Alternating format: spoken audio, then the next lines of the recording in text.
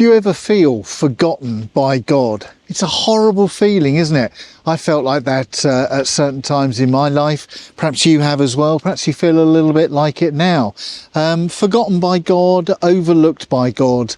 There may be something you've been praying for a very long time, and it just seems like God is not listening to your prayer at all, completely ignoring you, and almost as if God has got far more important things, far more important people to deal with than you.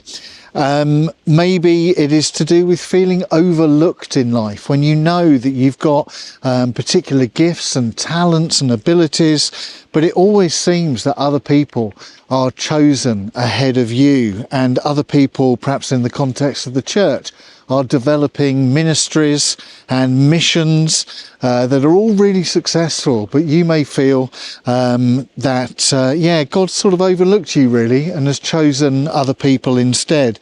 Or maybe it just feels like everyone else is succeeding in life, but you're not. You might have a friendship group and everyone else is all highly successful, getting on with their careers and making a real impact in the world, but you might feel that you are not maximising who you are, and that God is somehow overlooking you, that he's forgotten about you and working with other people instead. It's a really horrible feeling, that idea that God is somehow absent in our world, that God is somehow absent in our life. And there's a brilliant story in the life of Jesus, that when I felt like that, and I have felt like that quite often in the past, there's a brilliant story that I think helps us to reflect on the question, how are we going to cope? What are we going to do with the waiting time? If we are waiting for God to answer our prayer, acknowledge us, use us, or whatever it is, how are we going to, or what are we going to do in that period of waiting? There's a brilliant story in the Gospel of John, chapter 11. And it's the story of the death of Lazarus, Jesus' friend, who died. And there's some really important lessons from that I just want to draw out with you today. You might remember the story that Lazarus was one of Jesus' best friends. He was the brother of Mary and Martha, and he lived in a little village called Bethany, which is just a few kilometres outside of Jerusalem.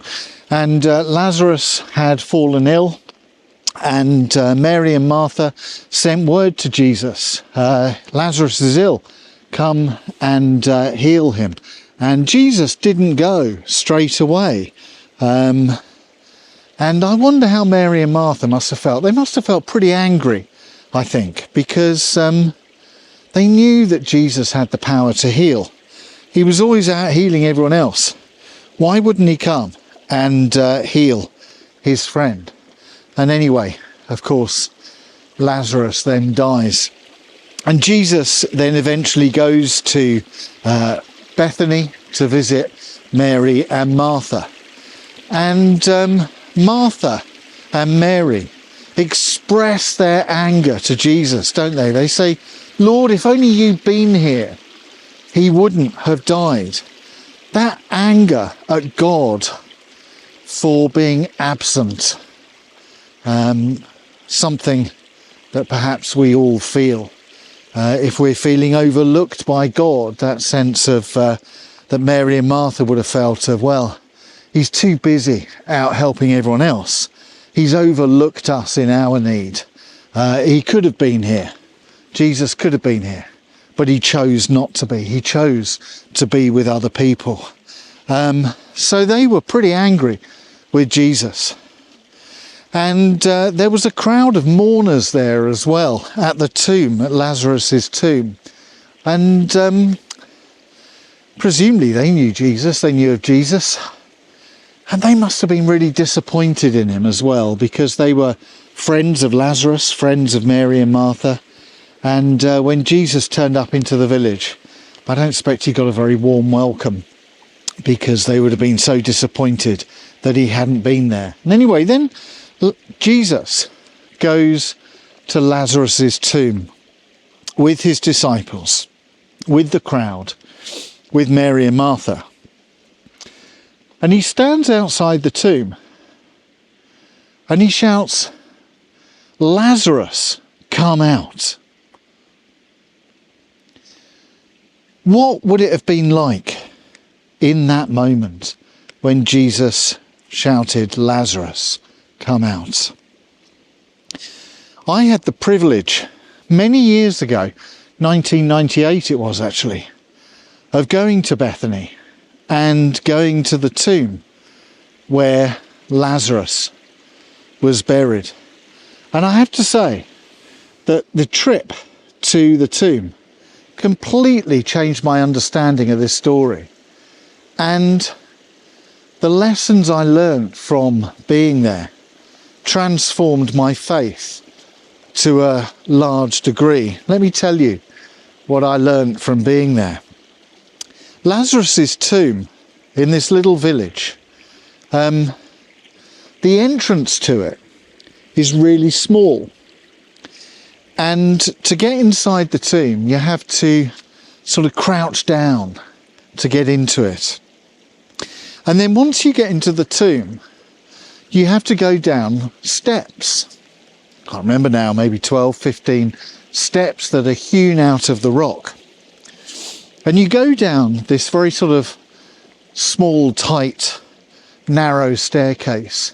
And you're there in a sort of antechamber, a sort of room where Lazarus's body would have been prepared for burial.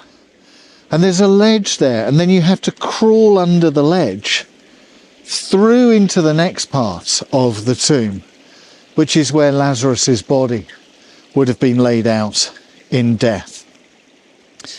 And being down there, what I learnt, what dawned on me, was this, that when Jesus said, "Lazarus, come out," there would have then been a period of silence. I don't know, 10, 15 minutes of silence, when outside the tomb, it looked like nothing was happening. But inside Lazarus's tomb, there would have been all sorts of activity going on. Lazarus would have woken up. He would have opened his eyes, had a look around him, trying to get his bearings. Where was he? What was going on? And then he would have had to unwrap the burial shroud in which he was wrapped. And then, of course, there would have been the blood coursing back through his veins, pins and needles all over him. So he'd have to sort of shake his body to get himself working again. And then after 4 days of lying wrapped in a tomb, to get the ability to stand up, and then he would have to kneel down and crawl under the ledge into the antechamber, and then make his way up the flight of steps before coming out into the open air to be greeted by Jesus and the crowd. So all of that would have taken, I don't know, 10, 15 minutes? What do you think? Something like that. But outside of the tomb, where Jesus was, where the disciples were, where the crowd of mourners were, where Mary and Martha were, it would have just been an embarrassing silence. It would have seemed that Jesus said, "Lazarus, come out," and then nothing. They would have just stood there, waiting and waiting and waiting, looking at Jesus, thinking, "What are you doing? Haven't you hurt Mary and Martha enough by not getting here in time to heal Lazarus? Now you're subjecting them to this kind of public humiliation of getting them to just stand outside of the tomb in silence." And the disciples, who were so kind of faithful to Jesus, would have been really embarrassed, I'm sure. Jesus shouting, "Lazarus, come out," and nothing happening. for 5, 10, or 15 minutes. And then, of course, after this long period of waiting, Lazarus would have appeared at the doorway to the tomb, and the rejoicing would have begun. But it seems to me that when we are waiting on God, when it feels like we have been forgotten by God, it feels like we are part of the crowd outside the tomb of Lazarus. It feels like we are standing there and Jesus has shouted, "Lazarus, come out!" and then nothing's happening. And when we are in a time of waiting on God to do something in our lives, to answer our prayers, to acknowledge us, when we are in a time of silence and a time of waiting, the test of the Christian faith for us is, what are we going to do with that time of waiting? What are we going to do with it? Are we going to remain faithful, or are we going to walk away from the faith? Times of waiting can be so painful. Times of waiting on God can be agonizing when it appears that he's doing nothing in our lives. And it's during those times of waiting that our faith is tested, and we have to decide, make a conscious choice, whether we are going to carry on trusting God or whether we are going to walk away. So it seems to me that the ultimate test of faith is during the silent times with God. The ultimate test of our faith is when it appears that nothing is happening. But what we don't realise is that, just with the story of Lazarus, even though we can't see it or hear it or feel it, God is never silent. God is always at work in your life and mine. Even if we can't see what that activity is, God has not forgotten you. He has not forgotten me. And he is at work even when it feels like everything is silent. So what are you going to do with the waiting times? Because we need to understand that waiting on God is not the same thing as experiencing the inactivity of God. When we are waiting on him, he is still at work, even if we don't know what that is. You have not been forgotten by God. You have not been overlooked. You are God's precious child. He loves you so much. He died for you. That's how much he loves you. And even though you may not be able to feel it or see it at the current time, you are not forgotten. You are not forsaken. You are not overlooked. So I just want to ask you a simple question today, really.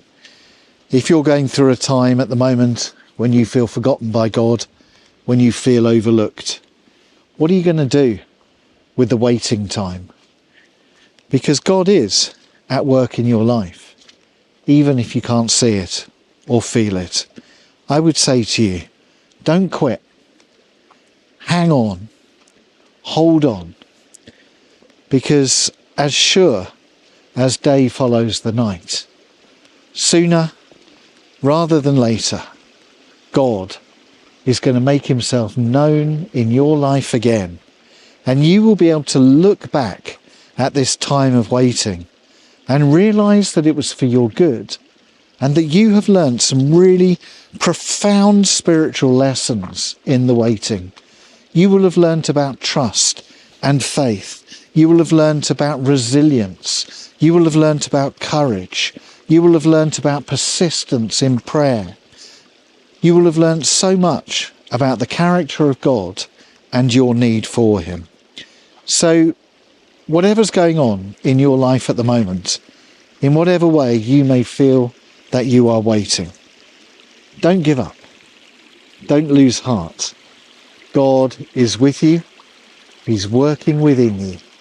And in his time, all things will work out for you according to his gracious will and his glorious plan for you.